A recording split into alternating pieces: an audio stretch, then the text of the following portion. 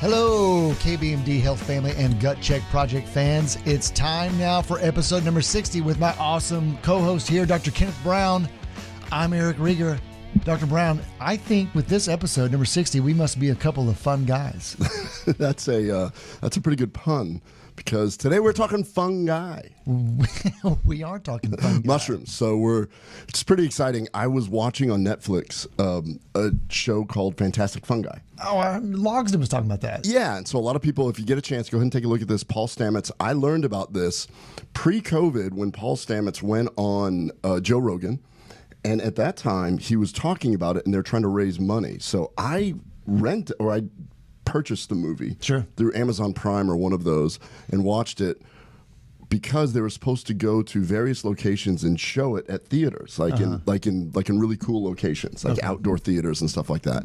COVID hit, didn't get a chance to do it, and now it's on Netflix, so you can see it. It's great, but what it does show is just how complex fungi are, and the whole kingdom of fungi, which includes the mushrooms, which everybody thinks of them as mushrooms, and we're going to get into that a little bit. But today we're going to talk about that, and not just kind of what they talked about. I mean, there's a lot of stuff in the medium right now about magic mushrooms and different things like that, but we're going to talk the nutritional aspect, because an article just came out recently, and I think you're going to start seeing a big push of people discussing, well, how do we use this as a functional food? And that's what I want to get into today. It's huge and interesting, because growing up, I think that my only exposure to mushrooms were if they happened to come in a soup, or if it was a portobello or a baby bella, or just a traditional, white Texas mushroom. And I really didn't know much else. And if they grew in the yard, of course, your mom was like, don't touch those, they're probably poisonous.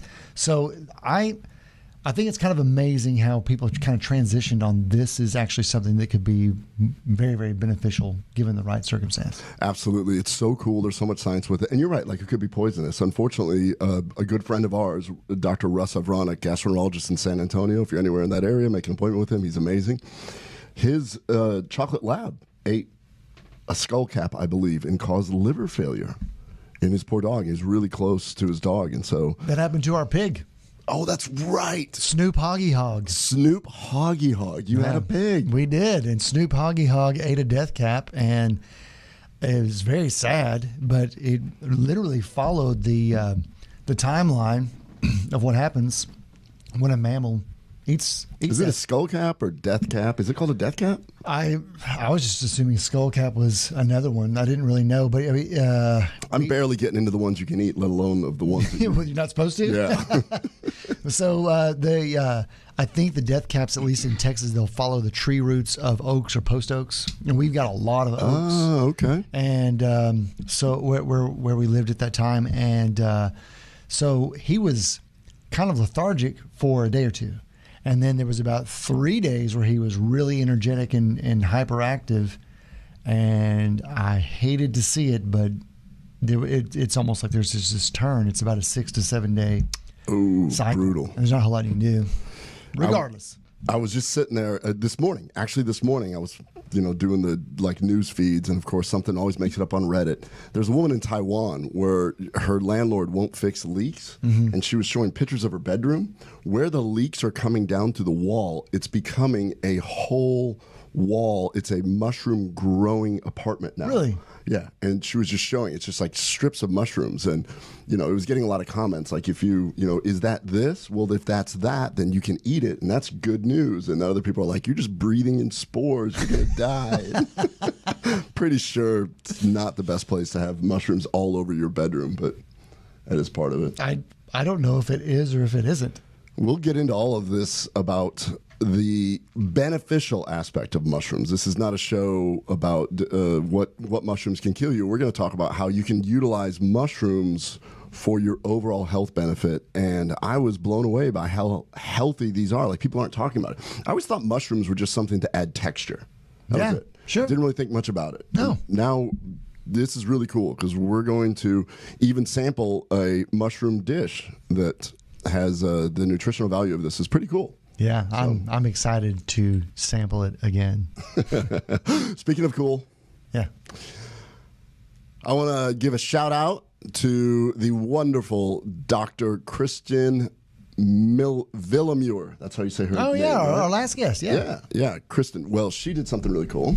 Uh-oh. I didn't even tell you about this. No. And she sent us signed copies with... Is that Biohack Your Brain? Dear Eric, says right there, Dear Eric. She left a little message for you. Wow. Biohack Your Brain on our last episode, episode 59. Dr. Kristen, it's spelled Willemure. It's pronounced Willemure. PhD, super smart, fantastic woman. She sent us both signed copies of Biohack Your Brain.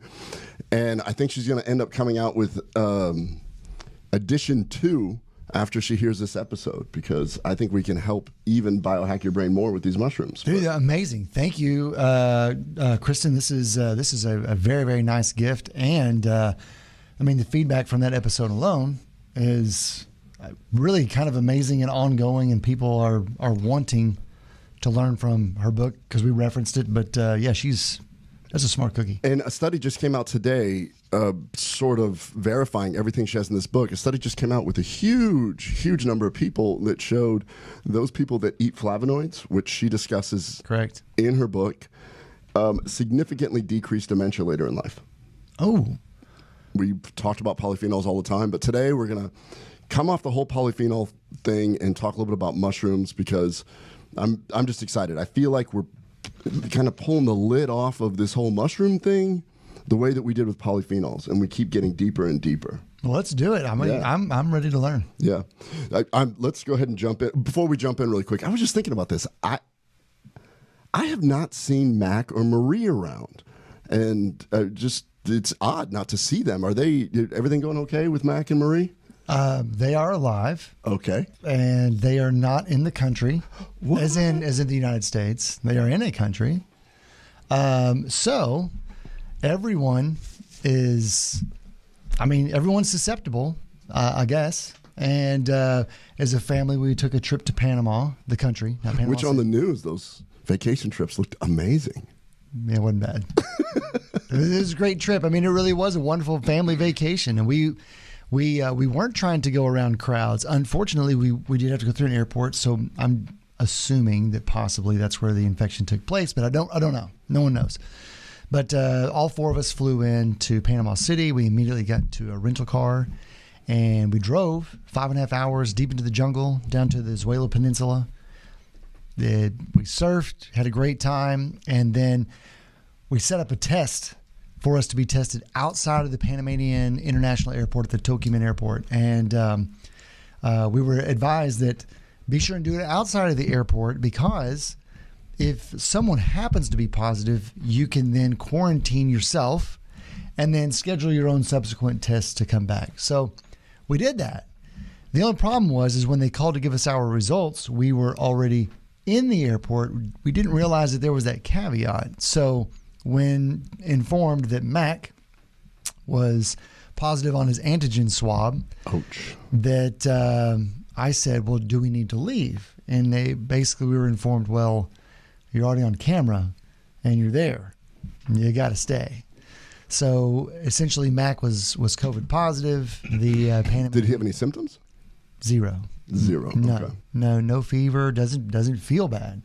But since he's only 17 and not 18, that meant that a parent had to stay. Fortunately for us, Marie does all of her work digitally, almost, and she's able to stay with him. But they are in a hotel room until the end of this week. Did they get to choose their hotel room? That sounds neat. Wasn't necessarily a choice.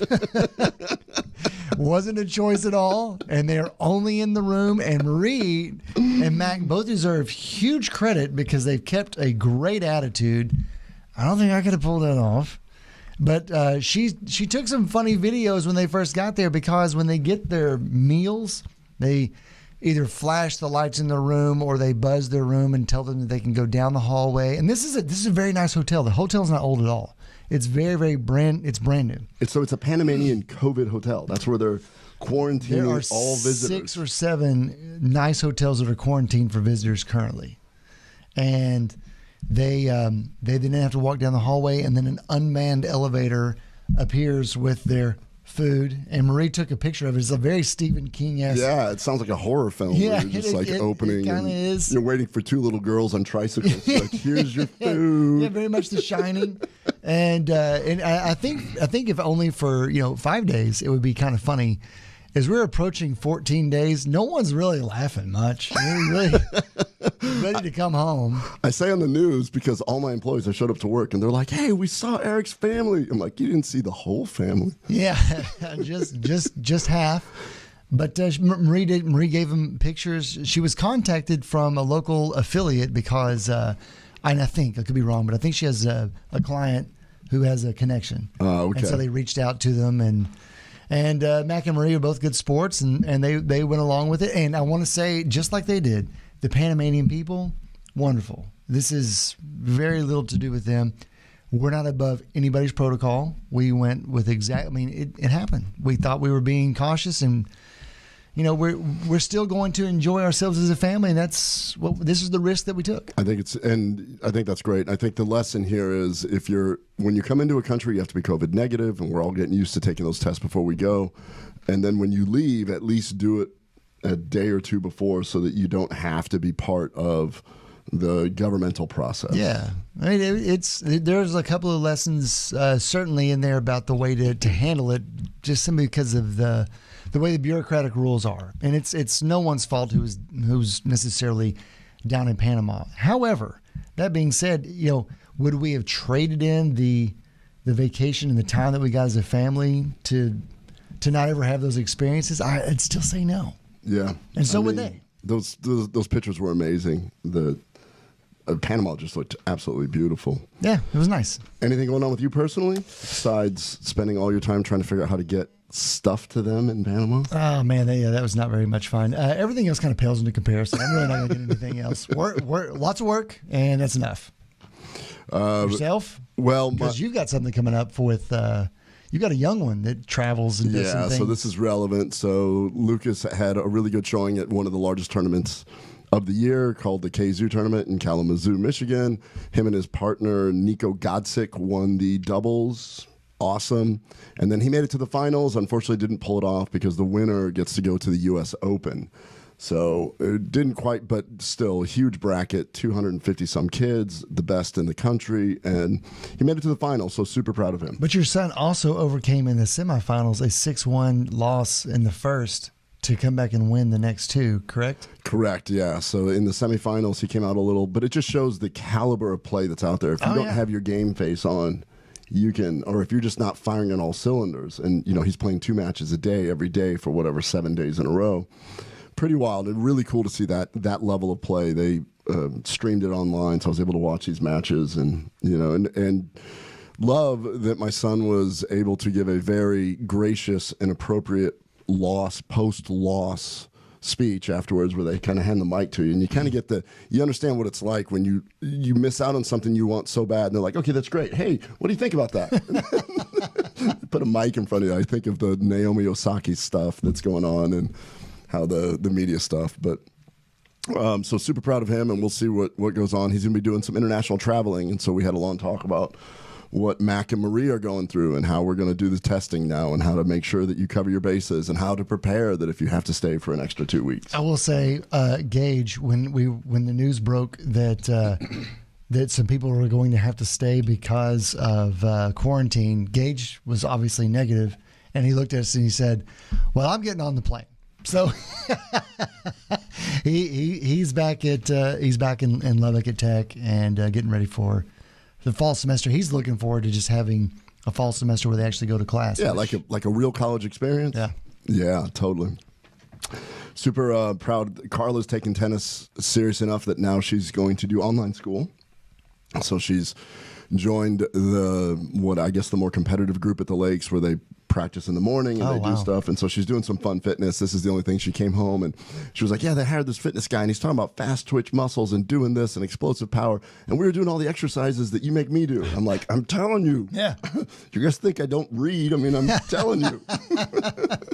Just because I'm a country butt doctor doesn't mean I can't at least read some stuff on sports performance. Yeah, I'm learning that parents don't always get the same credence, but it's all right. Yeah. So, well, I think got us up to speed here. That's been an interesting week that you've had. Yeah, same for you. Yeah. So let's talk mushrooms. Let's do it.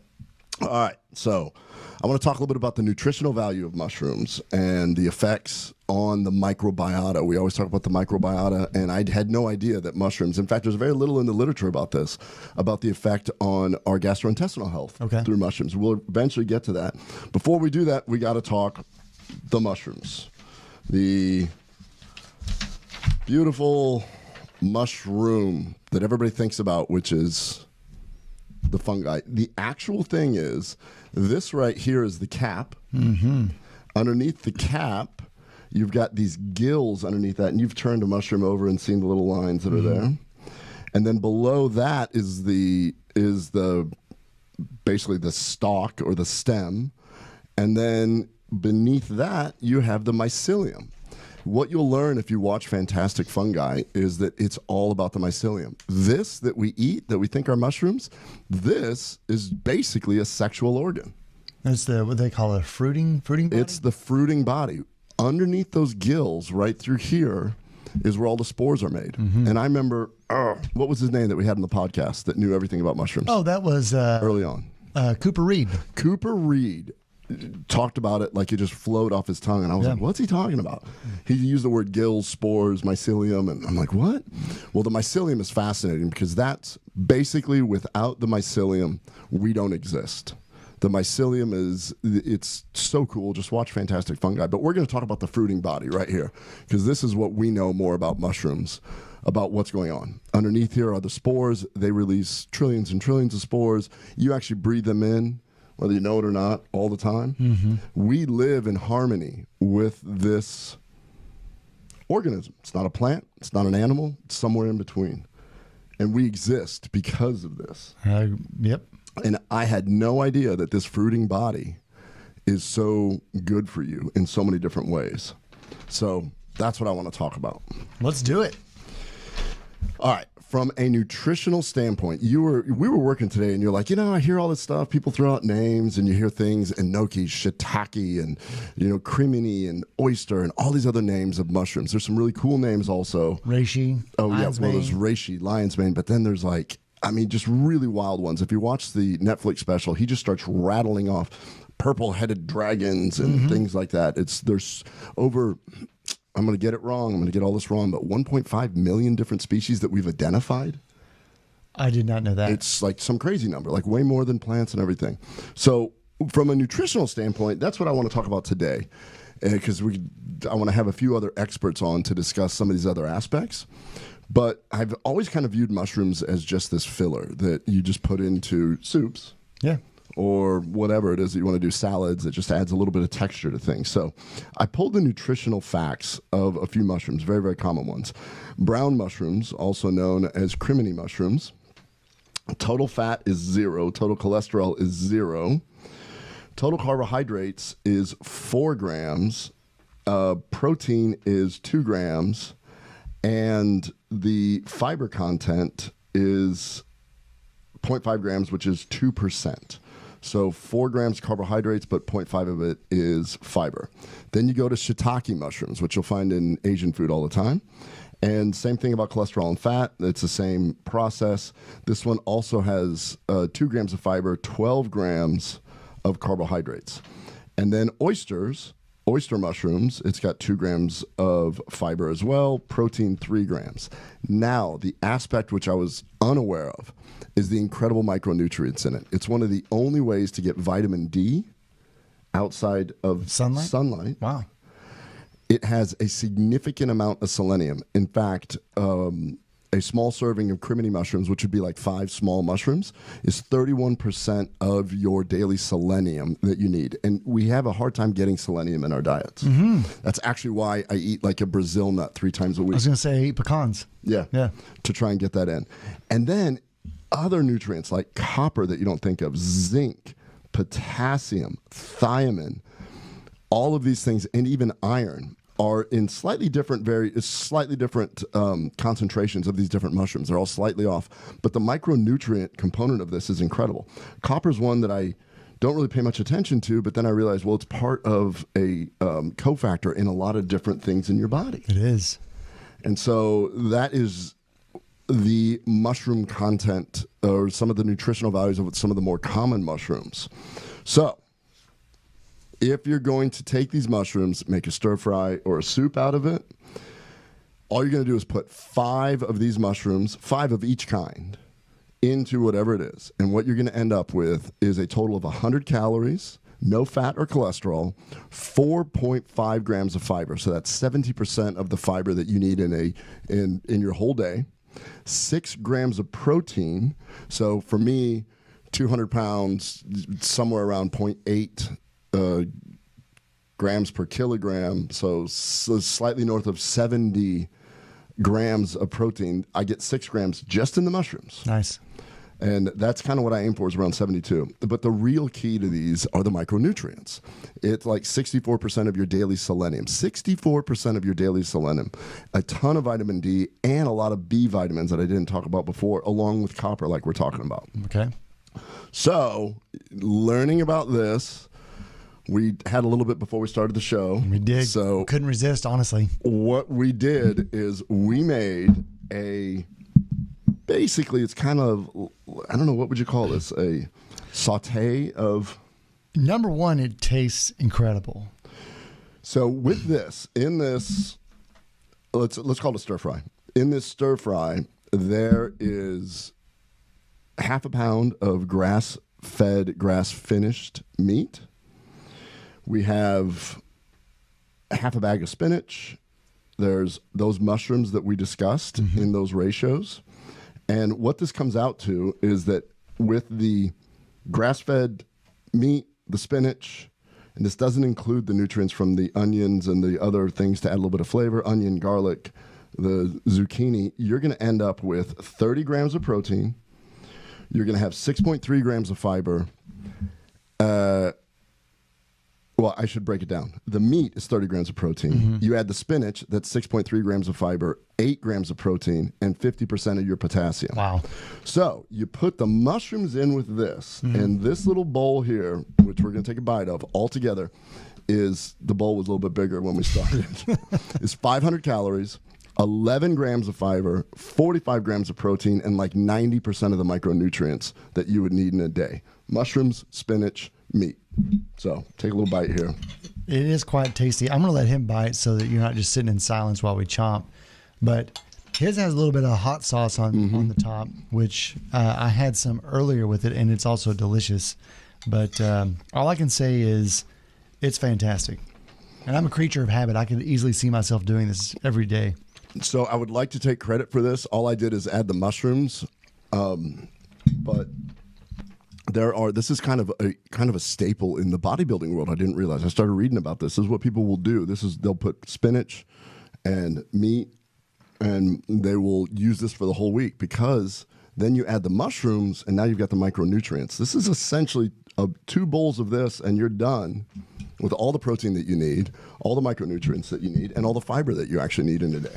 So, and to be fair, I would say for some, eating mushrooms sometimes is an acquired taste, and I don't know that feeling because I don't remember a time of not liking mushrooms. But I would say that this is a dish that I would say is not heavy in mushroom flavor.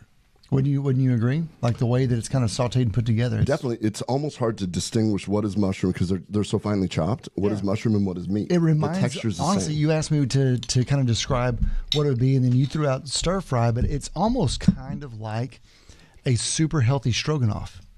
It's kind of like a beef stroganoff taste.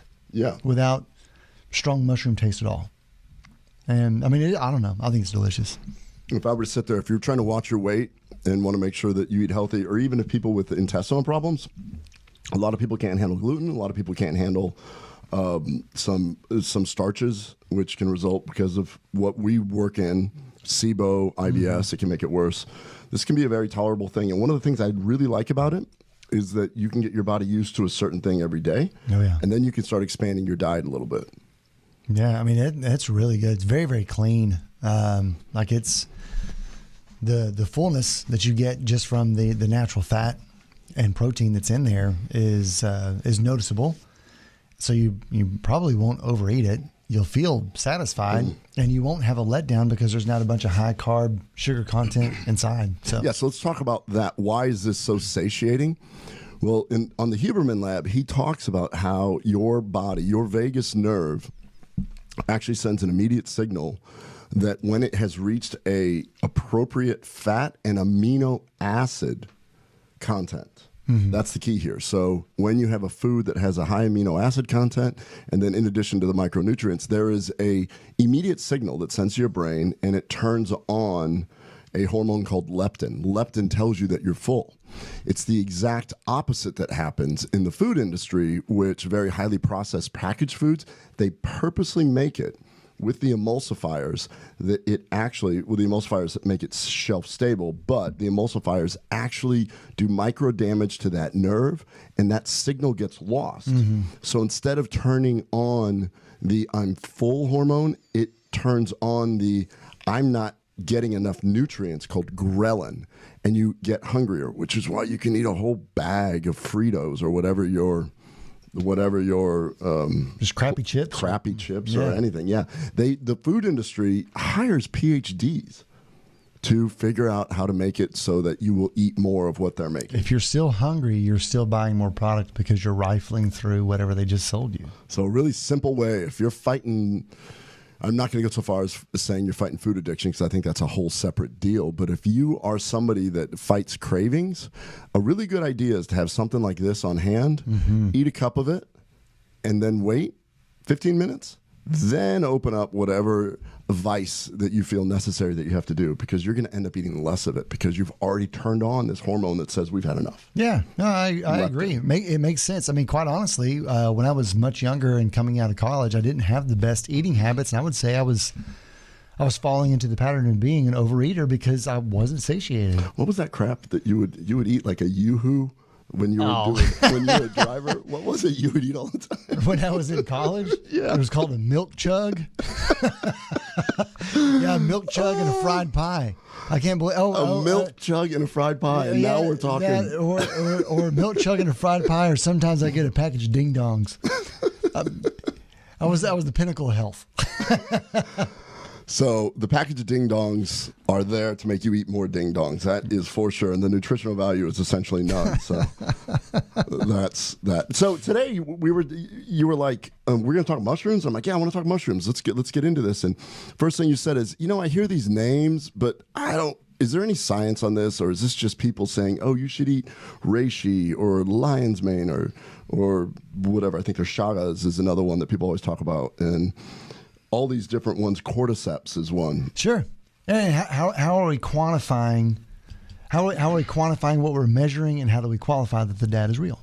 We do that a lot. So it fit in perfect. I'm so glad that you asked that today, because one of the reasons why I wanted to do this particular topic is because a study just came out not too long ago, like a few weeks ago, in the Journal of Functional Foods, and the title of the study is The Role of Dietary Edible Mushrooms in the Modulation of Gut Microbiota, right in our wheelhouse. Definitely. So how do these mushrooms affect your gastrointestinal tract, and how do they affect your microbiome? So that's what we're going to cover today, and it's really cool because I learned a lot. They're so powerful, and I mentioned earlier how we pulled the lid off of polyphenols. There are so many similarities in a different lane. Nice. So we talk so much. We've got so many episodes where we talk about the innate immune system. We talk about the adaptive immune system in relation to polyphenols. We talk about how the polyphenols will increase the diversity of your microbiome, how polyphenols get broken down into postbiotic, anti-inflammatory, anti-aging products. And this is all based on the science of these PhDs who've shared with us their brilliant work. Right. This is, when I started reading this, I'm like, oh my gosh, they're saying something so similar by a different mechanism. So let's just jump right in. This is a super sciencey article, so if I get too weird with it, dumb it down and come back, because it's really complex. It's equally complex as the first time we were discussing the polyphenols. Yeah. If you look back, we did an episode with Sylvia Molino, and her research was just insane. It talked about how she took these complex polyphenols that are in Atrantil, the quebracho, and the horse chestnut. And she showed that they get broken down into smaller phenolic compounds like ECGC, which is green tea extract, and like quercetin and these different things. They didn't get into how the mushrooms do this, but I suspect it would be something quite similar through a different arm, because these aren't polyphenolic compounds, the same ones that we're talking about. We'd have to find a fungus Sylvia. We would have to find a fungal equivalent of Sylvia, correct. So it's very sciencey. I'm going to try to cover just some highlights of certain types of mushrooms, some of the more common ones that you may have heard of. And it's very complex, but these mushrooms have a wide range of constituents, like things called glycoproteins, polysaccharides, phenolic compounds, and triterpenes. Oh, okay.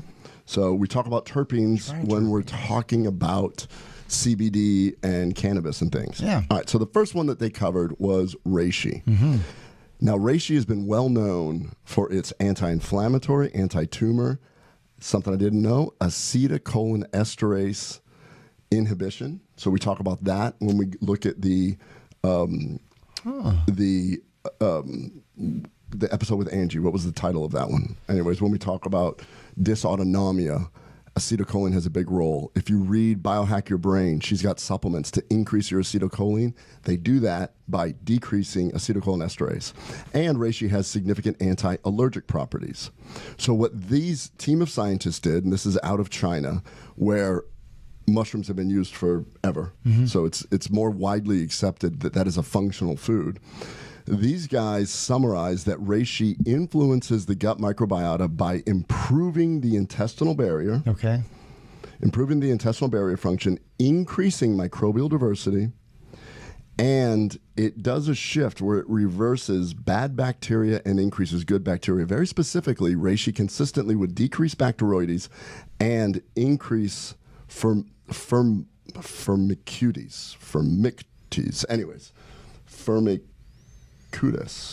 I don't remember how to I'm going to say it. mispronounce it. Mike got all over me for doing the, the resveratrol versus resveratrol. So let's just assume that I mispronounce a few things once in a while. All right. So what it does by doing that is that significantly increases the short chain fatty acids and anti-inflammatory postbiotics. They don't describe it as that. What they do describe is molecules are then converted from the polysaccharides into anti-inflammatory constituents also. They're describing postbiotics without using the term. So all of these things in the literature has been shown to help with sugar control, lipid control, weight management, and immune regulation. So when you said earlier, is there any data on this? These guys, that's what they did in this article. They summarized the data on reishi and showed this is what it's used for, this is how it does that, and this is why it helps with sugar, weight management, lipid, and immune regulation. Yeah, well, I mean, you could even stop at the acetylcholine being able to increase by stopping acetylcholine esterase, and that would be a benefit even by itself. So that's reishi. Lion's mane is another super common one that you'll find in supplements. It's one of the more popular supplements for mushrooms, and it's mostly due to lion's mane. Some studies were shown, I think it was in the 90s, that lion's mane can actually help with nerve regeneration.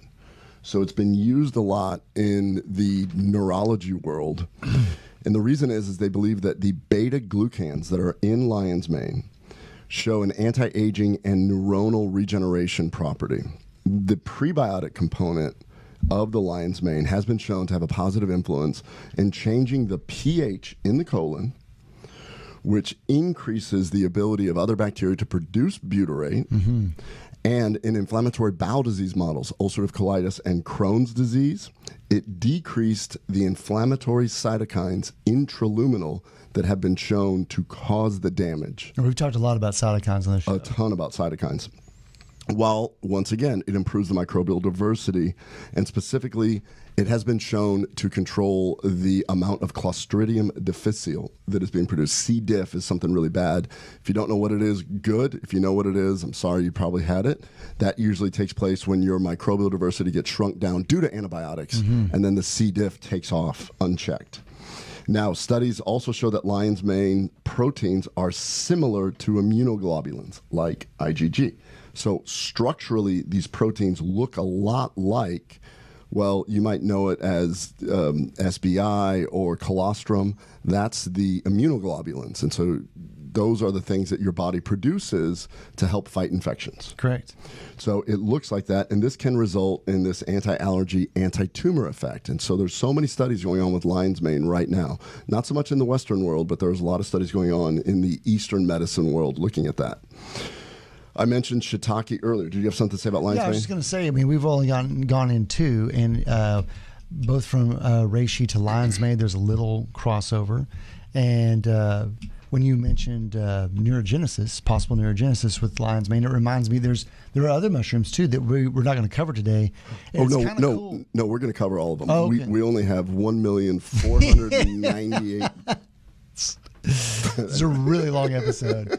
But it's cool though. Just like traditional plants, that we're used to talking about, there's going to be some crossover and benefit from the way that certain fungi performs.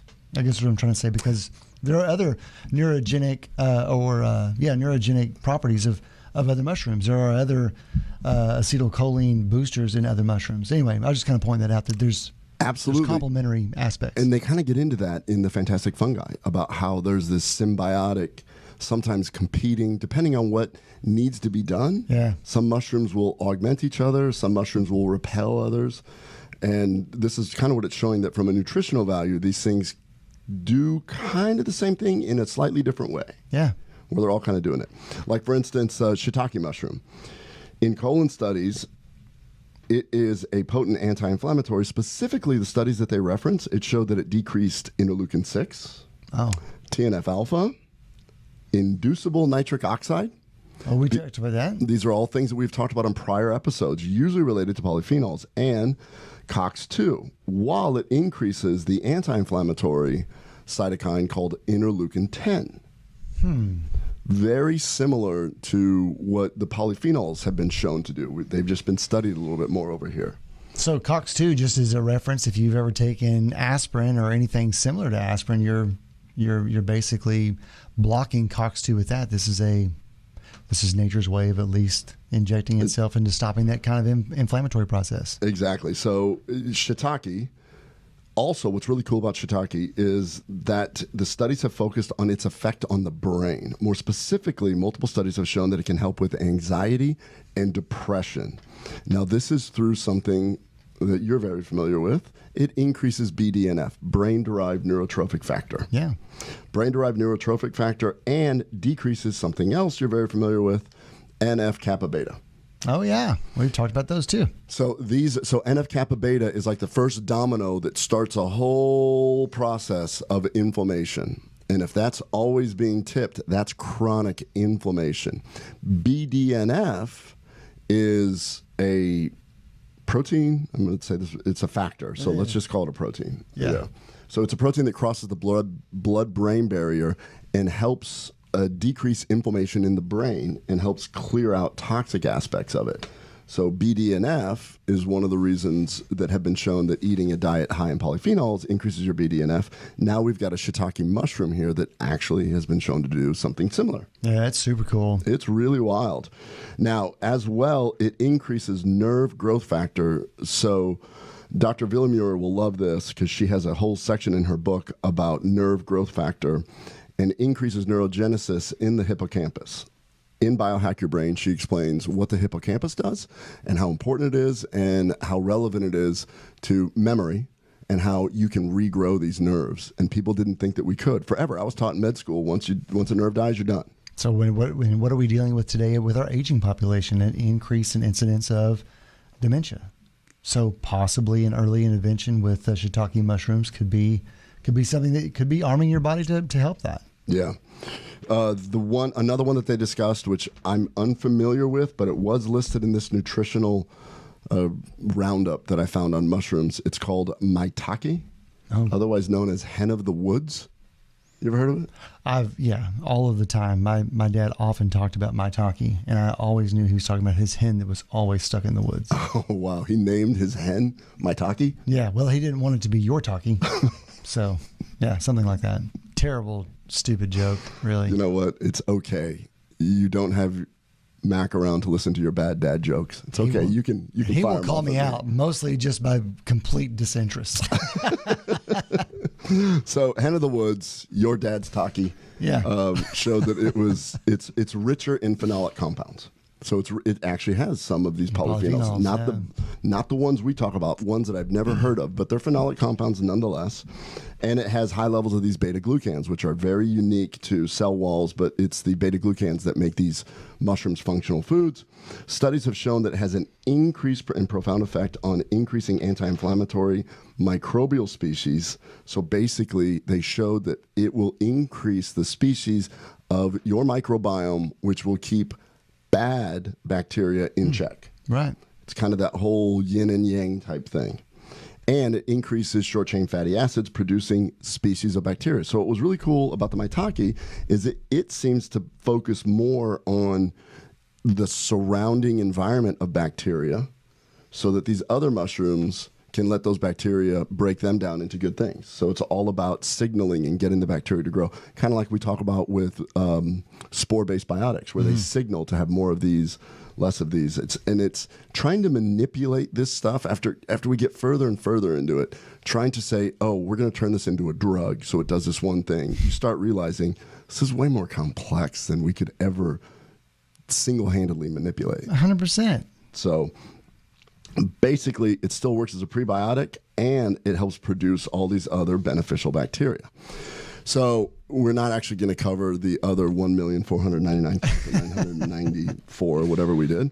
But to summarize, these were the only ones that they actually looked at in this article because the article's thick, and they went into tremendous detail in each one. But to summarize it, edible mushrooms like this have a very positive effect on regulating dysbiosis, so your microbiome, maintaining the balance of good to bad bacteria ratios, increasing short-chain fatty acids, specifically butyrate. The short-chain fatty acids result in all kinds of benefits across your body, including blood sugar control, blood pressure control, weight management, and brain health, all of this together. So now, if you think about this, these mushrooms work different than the large stable polyphenols, like I was saying, but there's a lot of overlap. Sure.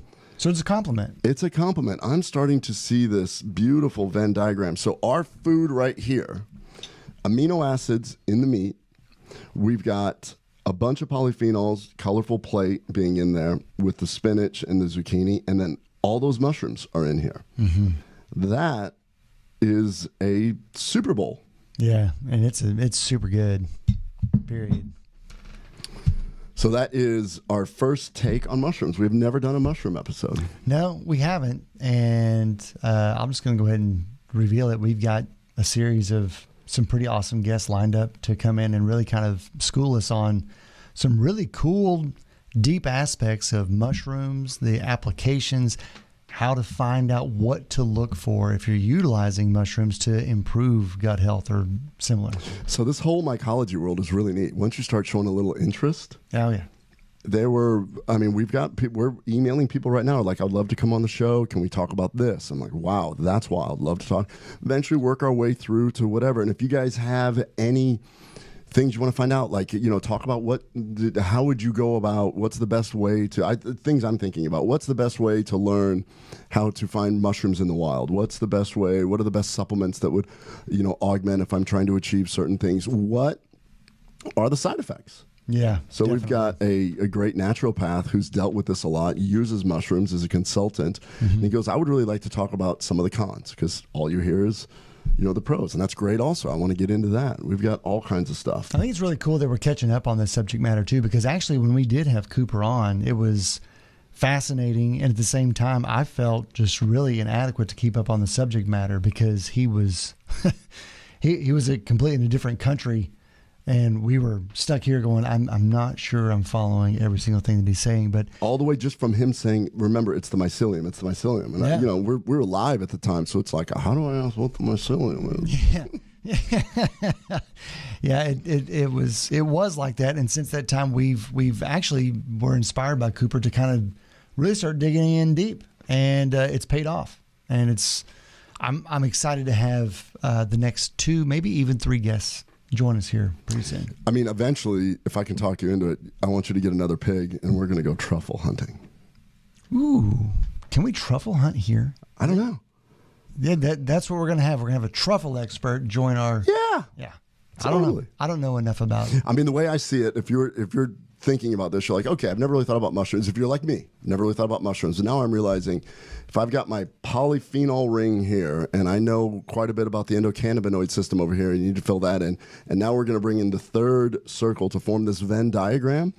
Kind of feels like they all augment each other in different ways, in synergistic ways. Definitely. So. Yeah, no, it makes sense. The proof is in the pudding. I think that choosing the right things to complement what you eat and how you live your lifestyle, of course, still getting good sleep. But what's crazy is when you eat right, you select the right kinds of foods to eat, sleep actually becomes easier. Functioning throughout the day, becoming more productive becomes easier. For sure. And even when we've met with other experts, like the owners of Four Sigmatic and stuff like that, yeah, I didn't know what to ask. Yeah, that was really funny also, because we had just had Cooper on the show by the time we met Marcus. And I can remember us sitting there going, man, this is fantastic. What do we say to him? Well, because we've heard all these people like Four Sigmatic. Four Sigmatic did a great job of advertising on different podcasts. Yeah, but they brought value in doing it. Yes, 100%. And then I'll even hear Rogan talk about different. And there's mushroom coffees and all this other stuff. This is the stuff I want to know. Yeah. This is the stuff that you say, just go, do you want to improve your microbial diversity? Do you want to decrease inflammatory markers? That's not making a claim. No. That's referencing studies that have been done. And I'm like, well, yeah, I do. Yeah. So. That makes sense. I'm going to start using, grass-fed meat, bag of fresh spinach, some spices, onion, zucchini, garlic, zucchini, and then really any mushroom you can get your hands on. Yeah. And it adds bulk, it adds micronutrients, and fix that up, and you got yourself several meals. Maybe pretty soon, and I don't think we'll have it in time for production. We should throw the recipe up in one of the show notes or something like that, just to get some feedback on what people think of it. Yeah, and you know what we'll do? We'll hit up Gabrielle Lyon, she's a great, brilliant doctor. I heard her on Saldino's podcast, and then her and I were talking one time where I was like, hey man, I heard you talk about that. She does this, but without the mushrooms. Oh, okay. And she's a bodybuilder. She's a bodybuilder in great shape. And if I can just take the time to do this, it's I love it. It tastes so good. It does taste very good. And it's got the fiber in it, and it's got the protein content and the micronutrients. Once again, the fiber. We do not get enough fiber in our diets. No. And this is an easy way to make it happen. It's almost like a sneaky way to make it happen. It's like the anti-food industry meal. It's like, you think it tastes good, you're not getting anything out of it. You don't have to keep buying anything from you. Yeah. That's awesome.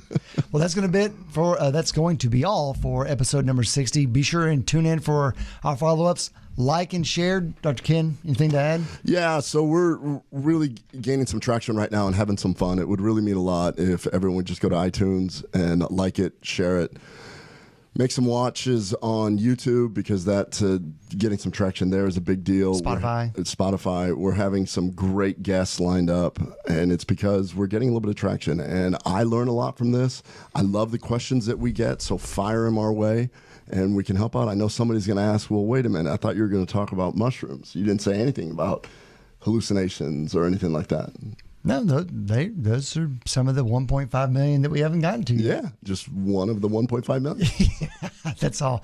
Y'all have a great day. We'll see y'all soon. Have a great one. Episode 60. Stay safe.